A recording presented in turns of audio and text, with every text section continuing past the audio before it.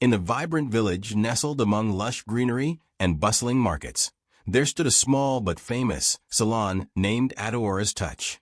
Adora, a beautiful Igbo woman known for her radiant smile and impeccable style, owned the salon.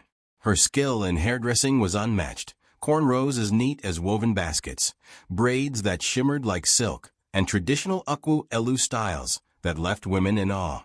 Her customers came from far and wide, drawn not only by her talent, but also by her unbelievably low prices. Yet, Adora's Touch had one peculiar feature. There was no mirror in the entire salon.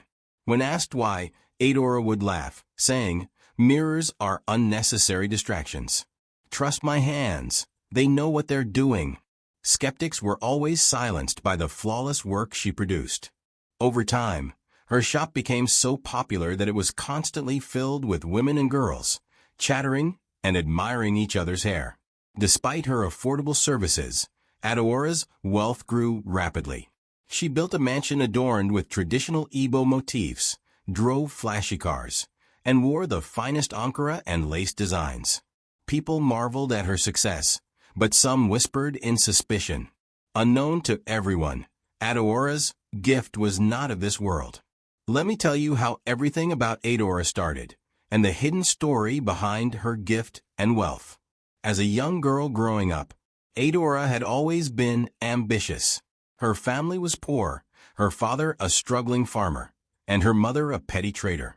Adora longed for wealth, beauty, and admiration, dreaming of a life where she would be celebrated rather than pitied. One fateful day, while fetching water at the river, she encountered a mysterious, enchanting woman sitting on a rock near the riverbank. The woman's skin shimmered like sunlight on water, and her long hair glistened like gold. "You have great potential," the woman said, her voice smooth as the flowing river. Fascinated, Adora approached, and the woman revealed herself to be a spirit of the marine world, one of the river's guardians. She offered Adora a deal, unimaginable wealth and a gift for hairdressing so extraordinary that people would flock to her from far and wide. In return, Adora would pledge loyalty to the marine spirit and carry out specific rituals. The spirit's conditions were clear. 1. Adora was to collect the hair of every customer who sat in her salon and bring it to the river at the end of each month for a sacrifice. 2. She was never to allow a mirror in her salon or look into one herself. "A mirror reflects more than your image," the spirit warned. "It shows your truth, and truth will destroy our bond." Desperate to escape her struggles, Adora agreed. From the day she opened her salon, Adora's life transformed. Her hairdressing skills were otherworldly, guided by a power she couldn't fully understand. Her customers marveled at how her hands moved with precision, creating perfect styles without hesitation. Even the most complex, traditional Igbo hairstyles, which took other hairdressers hours, were finished by Adora in mere minutes. Her fame spread like wildfire. Women from nearby towns and villages journeyed to Adora's Touch, eager to experience her miraculous work. The salon, though modest in appearance, was always packed. Adora hired apprentices to manage the crowd, but she alone styled the hair. Despite the low prices, Adora grew wealthier with astonishing speed. She built a grand house adorned with sculptures and engravings inspired by Igbo culture.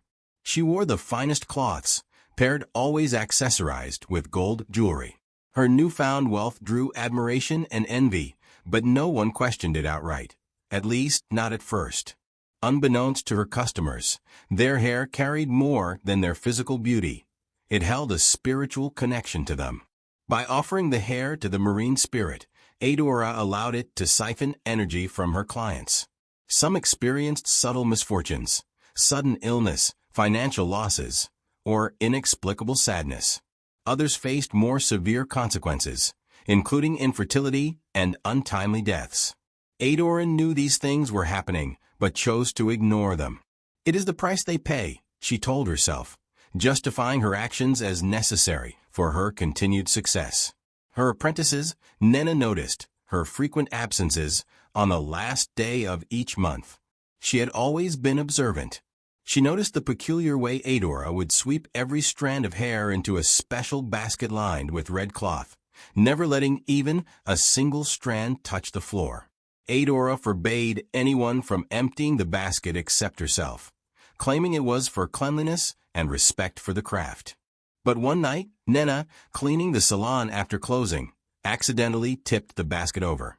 As she picked up the strands, she noticed symbols etched inside the basket's base, strange markings that looked like snakes winding around each other. Disturbed, she started paying closer attention to Adora's routines. On the last evening of the month, Nena pretended to leave, but secretly hid near the salon. She watched as Adora collected the hair from the basket, wrapped it in the red cloth, and slipped out into the night with a lantern in hand. Intrigued, Nena followed her boss, carefully keeping her distance. Adora walked briskly down a narrow path that led to the outskirts of the village, where the sacred river flowed. Hidden behind the thick bushes, Nena watched as Adora knelt by the water's edge, chanting words in a language Nena did not recognize. The air seemed to grow heavier, and the river, once calm, began to ripple unnaturally. From the depths of the river, a faint, glowing figure emerged, a woman-like shape with scales glistening under the moonlight and long hair flowing like seaweed. Nena covered her mouth to stifle a gasp. She watched in horror as Adora offered the hair bundle to the spirit, who let out a chilling, echoing laugh that sent shivers down Nena's spine. Before leaving, the spirit spoke in a voice that seemed to come from everywhere at once. "Do not fail me, Adora. More sacrifices, more beauty, more wealth. But remember, no mirrors." Nena barely managed to escape without being noticed. She ran straight to her grandmother, a respected elder in the village. Trembling, she recounted everything she had seen. Her grandmother immediately summoned the village's head elder and other community leaders. The elders listened intently to Nena's account. They decided to consult a powerful native doctor, traditional spiritual healer, from a neighboring village. The stern but wise man revealed that Adora's success came at a terrible cost. The marine spirit she served thrived on human misfortune, channeling the energy of her victims through the stolen hair. Each strand represented a connection to its owner, allowing the spirit to draw vitality, luck, or even life itself from them. "It is no wonder misfortunes follow her clients," the native doctor said gravely. "Her pact is binding, but like all evil, it cannot withstand the truth. We will expose her." He and the elders devised a plan to confront Adora publicly. They gathered the entire community in secret and shared the truth. Together, they prepared a large mirror, an object Adora had forbidden for years, and blessed it with protective charms. One evening, as Adora was busy styling a customer's hair, a loud noise came from outside her salon. She looked up, confused, as the door suddenly burst open. The villagers, led by the elders, stormed in with stern faces. They carried a large mirror covered with white cloth. One of the elders said, "We are here to find the truth about you and your salon." Adora's heart pounded. Her eyes widened when she saw the mirror. She stood up quickly and shouted, "What is the meaning of this? Take that mirror away from here. I don't allow mirrors in my shop." But the villagers ignored her. They placed the mirror in the middle of the salon and began to remove the cloth covering it. Adora ran toward them, trying to stop them. "No, you don't know what you're doing. Please don't uncover it," she screamed. The women in the crowd held her back, their grip firm despite her struggles. One of the elders raised his hand and said calmly, "If you have nothing to hide, you should not be afraid of the mirror." She remained speechless as the mirror stood uncovered. Everyone in the room turned to look at Adora. She froze, her face pale, her lips trembling.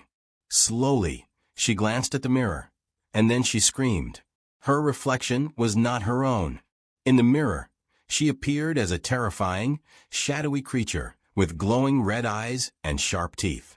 The sight was so horrifying that some women grabbed their children and ran out of the salon.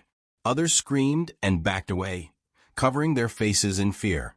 Adora fell to her knees, shaking and crying.